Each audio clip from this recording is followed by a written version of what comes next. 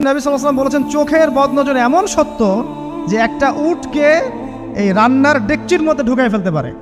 মানে একটা উট খুব সুন্দর ভালো, আপনি দেখছেন মাশাআল্লাহ বলেন নাই, নজর লেগেছে, উটটা মারা গেছে দেন তারপর তাকে জবাই করে খেয়ে ফেলতে হয়েছে।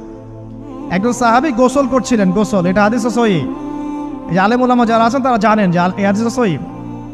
একজন সাহাবী গোসল করছেন, তার গায়ের চামড়াটা খুব সুন্দর ছিল, একদম স্কিনটা অনেক সুন্দর থাকে না এমন কিছু মানুষ।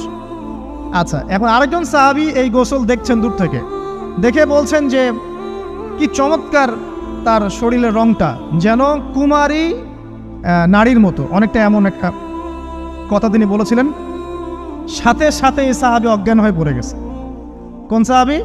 যিনি গোসল করছিলেন। এটার আপনি কোনো ব্যাখ্যা দিতে পারবেন না, তো এখানে কোনো সায়েন্স দিয়ে বা মেডিকেল সায়েন্স দিয়ে আপনি কোনো ব্যাখ্যা করতে পারবেন না। একটা ব্যাখ্যা দিতে পারেন, কিন্তু কেন সেটা হলো সেটা আপনি অ্যান্সার খুঁজে পাবেন না।